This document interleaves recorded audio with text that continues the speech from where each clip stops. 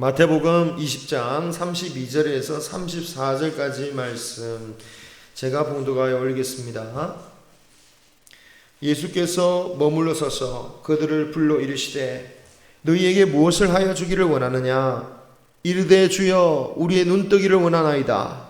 예수께서 불쌍히 여기사 그들의 눈을 만지시니 곧 보게 되어 그들이 예수를 따르니라. 아멘. 최근 몇 년 동안 우리 사회를 들끓게 만든 이슈 중에 하나가 불공정이었습니다. 특별히 힘 있는 부모 덕에 부정한 방법으로 덕을 취할 때 더욱 분개했죠. 제자들도 비슷한 이유로 분개한 적이 있었습니다. 야고보와 요한 이 두 형제 때문이었죠. 그들의 어머니가 예수님께 와서 청탁을 한 겁니다. 하나님 나라에서 예수님의 좌우편, 즉 가장 높은 자리에 우리 아들, 두 아들 좀 앉게 해달라고 부탁한 거죠. 오늘 두 소경에 관한 말씀은 바로 이 사건 다음에 주어지는 말씀입니다. 그런데 이 두 소경이 예수님께 와서 눈을 뜨게 해달라, 이 장면이 두 제자가 요청한 장면과 묘하게 겹쳐지는 부분이 있습니다. 우선 두 제자와 두 소경이라는 그 말 자체도 대조가 되죠. 그리고 그들이 예수님께 원하는 것이 있어서 찾아온 모습이나 또 그런 그들에게 예수님께서 물으신 질문이 동일했습니다. 너희들이 무엇을 원하느냐라고 주님은 계속 동일한 질문을 반복하면서 물으셨어요. 그러면서도 그 결과에 있어서는 완전히 대조를 이룹니다. 높은 자리를 요구했던 두 제자에게는 그 응답을 들어줄 수 없음을 말씀하신 반면에 이 두 소경의 소원에 있어서는 즉각적으로 들어주시는 것을 볼 수 있습니다. 그렇기 때문에 자연히 이 두 개의 사건은 개별적인 사건이긴 하지만 연결되어서 비교가 되는 거예요. 그래서 어떻게 보면 두 제자에게는 자존심 상하는 이야기일 수도 있습니다. 그들이 예수님을 따라다닌 것이 벌써 햇수로 3년이에요. 예수님을 따르기 위해서 많은 것을 버리고 왔습니다. 그리고 그동안 말씀도 많이 배웠고요. 또 주님이 하라는 대로 전도도 하고 헌신도 하고 또 구제도 하고 여러 가지 말씀대로 실천하기도 했습니다. 반면에 두 소경은 오늘 처음으로 예수님을 만나는 거예요. 그들이 예수님을 위해서 뭐 한 거 없습니다. 예수님께 뭔가를 배운 것도 아니에요. 그런데 어떻게 두 제자들의 요구에는 거절하시고 두 소경의 요구에는 그렇게 또 하나님께서 들어주실까? 도대체 왜 이런 일이 생기는 것일까? 우리나라의 미신을 섬기는 무당들을 보면 신이 내린 지 얼마 안 되는 무당이 정말 용하다고 해요. 뭐 그 사람들 말로는. 그것처럼 마치 믿은 지 얼마 안 됐기 때문에 그런 기도의 응답이 빠른 건가? 물론 예수님을 처음 믿을 때 이 주시는 은혜가 있습니다. 믿음이 아예 없는 이에게 하나님께서 특별히 체험을 주셔서 하나님을 경험하게 하는 거죠. 하지만 그렇다고 해서 믿음이 오래된 사람의 기도를 들어주시지 않느냐? 그것은 결코 아니죠. 믿음의 기도는 언제라도 들어주시는 겁니다. 다만 믿음이 자란 자에게 요구하신 게 있다면 그것은 더욱더 성숙한 믿음이고 더 장성한 믿음이에요. 그래서 인내하고 견디고 그 가운데서도 말씀을 따라 살며 살아가는 그런 믿음의 기도를 하나님께서는 더 기뻐하시죠. 그래서 그런 장성한 믿음의 기도에는 하나님이 반드시 응답하실 뿐만 아니라 더 깊고 더 크고 더 큰 은혜를 주신다라는 겁니다. 소경들이 응답을 받았던 것도 그들의 확고한 믿음 때문이라고 할 수 있습니다. 그들은 30절에 예수님을 가리켜서 이렇게 불러요. 성경을 한번 20장, 마태복음 20장 펴시면서 보시는 게 좋을 것 같습니다. 이 30절에 예수님을 가리켜서 다윗의 자손이여 라고 부르고 있어요. 다윗의 자손이라는 호칭은 구약시대부터 장차 오실 메시아를 가리킨 호칭이었습니다. 그래서 그들이 다윗의 자손이라고 불렀다라는 것은 그들이 예수님을 구원자, 메시아라고 믿고 있었다라는 거죠. 그들의 믿음은 확고했습니다. 그들이 예수님께, 지나가시는 예수님께 부르짖으니까 그 주위의 사람들이 시끄럽다고 조용히 하라고, 어떻게 감히 이렇게 막 소란을 피우냐 이렇게 꾸짖죠. 하지만 상관이 없었습니다. 왜? 그만큼 간절했고 그만큼 주님이 나의 기회라는 것을 확신했기 때문이죠. 그렇기 때문에 다른 사람의 꾸짖음은 문제가 아니었습니다. 내가 당하는 부끄러움 문제가 아니었어요. 중요한 것은 내가 주님, 나를 구원하실, 내 문제를 해결해 주실 그 메시아로 가는 것, 그 주님이 나를 만나 주시는 것, 이게 가장 중요하다라는 거죠. 그들은 그런 믿음으로 응답을 받았습니다. 그럼 두 제자들은 어떻습니까? 그냥 보면 소경들이 구하는 것이나 제자들이 구하는 것이나 똑같아 보일 수도 있어요. 비슷해 보일 수도 있습니다. 하지만 가만히 보시면 결정적으로 다른 게 있어요. 그들이 주님께 구하고 있지만 실제로 그들이 두 소경에 비해서 주님이나 또는 주님의 약속을 신실하게 믿지 못한다라는 것이 내용에 나옵니다. 무엇을 그들이 구합니까? 그들은 지금 하나님 나라에서 높은 자리를 구하고 있어요. 높다라는 것은 뭡니까? 상대적인 거예요. 누구하고 상대적으로? 다른 사람들, 다른 제자들, 다른 성도들. 하나님 나라에서 다른 사람보다 높은 자리를 요구했다라는 것은 그들이 예수님을 따름으로 인해서 받을 복에 대해서, 그 복의 가치와 그 복의 즐거움에 대해서 확신하지 못했다라는 것을 보여줘요. 그들은 하나님 나라에 가서도 만약 자신들이 그 자리를 차지하지 못한다면 기쁨이 되지 못할 것 같고 즐거움이 되지 못할 것 같고, 이 세상에서 느끼는 그런 염려와 두려움과 불안함과 질투심과 그런 모든 염려들이 그대로 일어날 것 같으니까 그 하나님 나라에서 우리가 먼저 그 높은 자리를 차지하기 위해서 이 어머니를 통해서라도 청탁하고 있는 것이죠. 사실 세상은 그렇습니다. 아무리 뛰어난 그리고 훌륭한 지도자를 내가 따라다닌다 할지라도, 그리고 그 지도자가 뭐 대통령이 되고 왕이 되고 또는 뭐 성공한다 할지라도 그 사람은 그를 따라다니는 모든 사람들에게 모든 좋은 자리를 줄 수 있는 능력은 없는 거죠. 아무리 내가 대통령을 지지한 사람이라고 열심히 뛰어다녔다 할지라도 그 지지한 사람 모두에게 장관의 자리, 총리 자리 줄 수 있는 건 아니지 않습니까?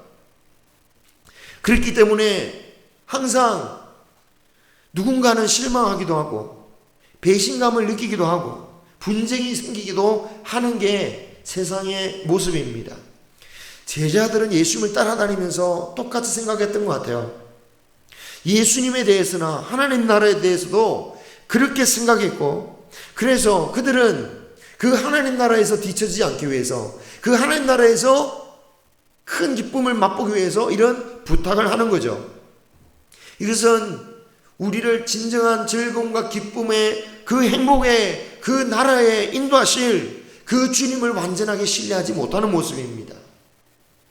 내가 하나님의 나라에 가서도 먹고 마시고 살 걸 걱정하고 내가 그곳에서도 낮아질 것을 걱정한다면 그것은 완전한 구원이 아닌 거죠. 우리 예수님은 우리의 완전한 구원자이십니다. 우리는 하나님 나라에서 내가 어떤 대접을 받을까 염려할 필요가 없습니다. 왜냐하면 주님이 말씀하셨잖아요. 이 땅에서 아무리 작은 일을 맡을지라도 그 작은 일에 충성되면 작은 것을 주시는 것이 아니라 많은 것을 맡기시고 주님의 즐거움에 참여하게 될 것이다. 그러므로 구원의 상을 염려하지 말고 우리는 주님을 따르기만 하면 된다는 거예요. 나에게 맡겨진 일이 세상에 드러나는 일이든지 드러나지 않는 일이든지 집 밖에 일어나는 일이든지 집 안에 일어나는 일이든지 상관없이 주님께서 주신 작은 일에 충성하면 주님은 주님의 즐거움에 참여하게 하신다는 거예요. 우리가 영광의 자리로 갈 수 있는 유일한 이유를 생각해봐도 그렇습니다. 우리가 어떻게 그러한 즐거움의 자리로 갈 수 있습니까? 그것은 우리가 일했기 때문은 아니에요. 오직 주의 은혜입니다. 우리의 공로나 헌신이 아니에요. 그래서 그 누구도 자신의 공로를 자랑하며 주님 앞에 더 높은 자리를 구할 수 있는 자격은 없다라는 거죠. 자, 이렇게 말씀드리니까 두 소경이 마치 이 두 소경이 두 제자보다 훨씬 더 좋은 믿음을 가졌구나 뭐 이렇게 생각할 수도 있겠지만, 우리는 이 장면만으로 그렇게 속단하기는 이른 것 같아요. 왜냐하면 이 두 소경은 확고한 믿음으로 눈뜨기를 구하긴 했지만, 그렇다고 해서 그들이 고차원적인 것을 위해서 구한 건 아니잖아요. 또 고침받은 이후에 그들이 어떤 믿음으로 살았는지 성경에서는 전혀 드러나지 않아요. 다만 우리가 주목해야 할 것은 예수님이라면 모든 것을 해결해 주실 수 있다는 그 순수한 그 두 소경의 믿음을 우리는 가져야 된다라는 겁니다. 우리가 예수님 믿을 때 누구든지 처음에는 이제 예수를 믿고 내가 은혜 받았으니까 내가 기도하신 대로 다 주시겠구나 이렇게 생각하게 됩니다. 하지만 믿음의 연수가 오래가면 갈수록 깨닫는 게 있어요. 내 기도대로 다 되는 건 아니구나. 하지만 우리는 말씀을 통해서 알죠. 하나님이 하지 못하셔서 하지 않는 것이 아닙니다. 제자들이 지금 높은 두 자리를 요구했지만 거절당한 것처럼 주님의 뜻에 맞지 않을 때는 주님께서 기다리게 하시거나 거절하기도 하신다라는 거죠. 그러나 그럼에도 불구하고 우리가 지켜야 할 자세는 뭡니까? 내 기도를 들어주시지 않았으니까 그 순수한 마음이 주님, 이런 주님 믿었다간 내가 실망할지도 몰라, 내가 상처받을지도 몰라, 그렇게 염려할 것이 아니라 나를 즐겁게 하실 것이고 나를 기쁘게 하실 그 주님을 믿고 정말 두 소경의 믿음처럼 순결하게 나의 모든 문제를 해결해 주실 것을 믿고 주님 앞에 나가는 것이 중요하다라는 것입니다. 꼭 내 방법대로가 아니더라도 주님은 우리의 기도를 들으시고 우리에게 가장 선하고 좋은 것을 반드시 주실 줄 믿고 두 소경의 마음으로 주님이 주실 분이시고 주님 아니면 될 수 없다라는 믿음으로 간절하게 나아갈 수 있는 저와 여러분이 되기를 소망합니다. 신앙의 연수와 믿음의 크기가 반비례하는 경우들이 있어요. 오래 믿을수록 이상하게 믿음이 작아지고 부정적으로 변하는 경우가 있어요. 심지어 초신자에게도 그렇게 가르쳐요. 자신이 소경인데 또 다른 사람까지 소경으로 만들어요. 너도 믿어봐야 안 될 거야. 그런 게 아니야. 하지만 10년, 20년, 30년 믿음 가운데 있을지라도 그 마음 가운데 예수님을 처음 만난 두 소경처럼 주님밖에 없다라고 고백하며 부르짖는 자에게는 반드시 주님께서 더 큰 응답과 복을 내려 주시는 것입니다.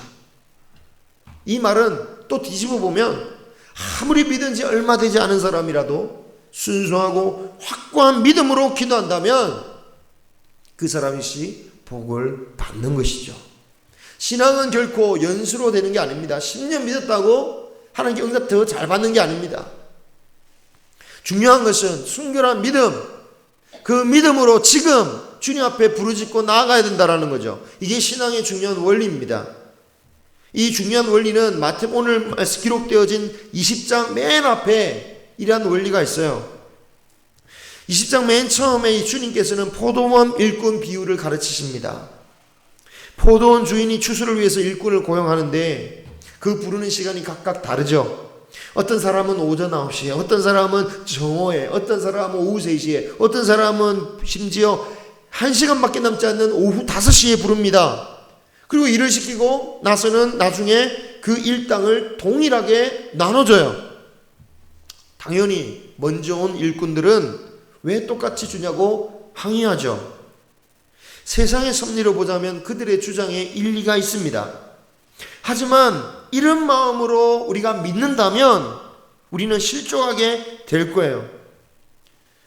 오히려 나중에 와서 일했던 5시에 와서 주님을 부르심을 받고 일했던 사람만 못한 경우가 생기는 거예요. 일찍 온 일꾼들은 그들이 일자리를 얻어서 정당한 대가를 받고 그것으로 그들의 가족을 부양할 수 있게 되었다는 점에 있어서 그들은 감사해야 되는 거예요. 그러한 감사의 마음은 잊어버리고 분노하고 주인에게 따진다면 오히려 마지막으로 부르심을 받고 일한 사람만 못하게 된다는 거예요. 주님 앞에서. 그래서 그 비유의 마지막 말씀은 16절에 이렇게 말씀합니다. 이와 같이 나중된 자로서 먼저 되고 먼저 된 자로서 나중되리라. 사랑하는 성도 여러분, 이 두 제자의 거절된 요구처럼 우리의 소원이 거절되거나 또는 지체될 때가 있습니다. 누구에게나 있어요.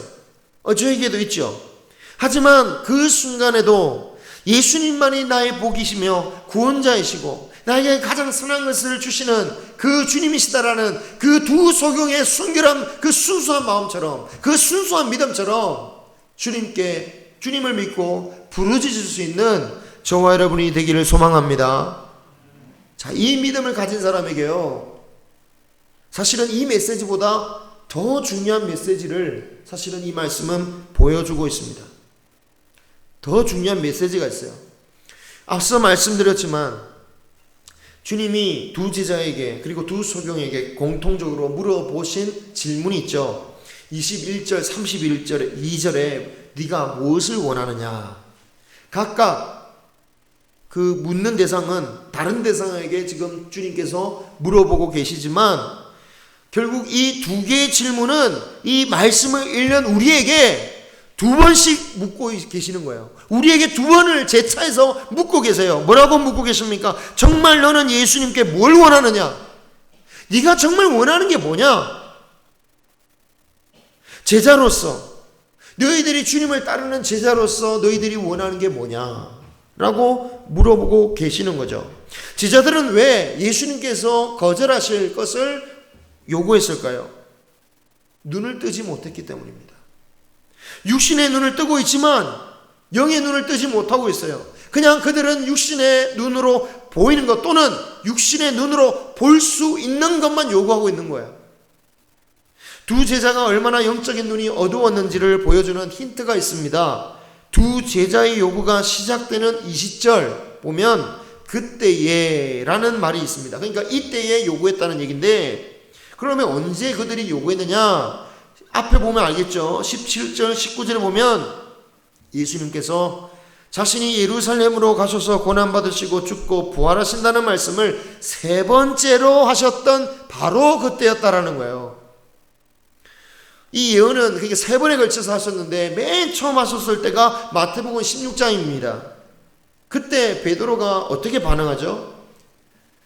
그 반응 전에 베드로는 주님을 보면서 주님은 그리스도시요 살아계신 하나님의 아들이십니다 실컷 고백해놓고 막상 주님께서 십자가와 부활의 말씀을 예언하니까 그 십자가의 길을 가로막으면서 반대하죠. 그리고 오늘 20장 다시 한번 예수님은 세 번째로 고난과 죽음, 부활의 말씀을 하신 바로 그때에 이 두 제자들은 높은 자리를 요구하고 있는 거죠. 영적으로 눈을 감았고 귀가 덮인 거죠. 그래서 주님의 고난의 길이 시작되는 그 순간에 그들은 높은 자리를 요구하고 있는 것입니다. 이런 제자들에게 필요한 것은 정말 뭘까요? 무엇입니까? 영적인 눈을 뜨는 겁니다. 혹시 우리가 정말 원하는 것이 무엇입니까? 우리는 정말 눈이 제대로 열려 있습니까? 우리의 눈도 닫혀 있을 때 어떤 현상이 있을까요? 제자들하고 똑같은 현상이 나타나겠죠. 제자들이 예수님의 말씀을 들어도, 예수님의 그 부활, 고난의 말씀을 들어도 결국은 자기가 듣고 싶은 얘기만 생각하는 거예요. 영광 받는 거. 우리도 아무리 하나님 말씀을 들어도 눈이 감겨 있으면 혹시 내 영광 받을 것만 생각하게 되는 거예요. 말씀을 듣는 지금 이 순간에도 마찬가지입니다. 오늘 이 말씀 20장 말씀을 읽을 때도 마찬가지예요. 우리는 이 말씀 보면서 두 소경처럼 어떻게 하면 나도 내 문제를 이런 믿음으로 좀 해결할 수 있을까? 어떻게 하면 나도 이렇게 좀 눈을 팍 뗄 수 있을까? 눈이 아니라 하여튼 세상적인 어떤 소원을 이룰 수 있을까? 이런 마음을 가진다면 결국은 주님께서 두 제자에게 하셨던 말씀을 우리에게 그대로 하실지도 몰라요. 너희는 너희가 구하는 것을 알지 못한다. 우리가 구해야 할 것은 영적인 눈을 뜨는 것입니다. 우리의 영적인 눈은 감긴 채 오직 육신의 눈으로 보면 성경도 제대로 읽지 못하는 거예요. 왜 그렇습니까? 예수님이 설교하실 때 그 자리에 유대인들, 바리새인들, 대제사장들 다 있었습니다.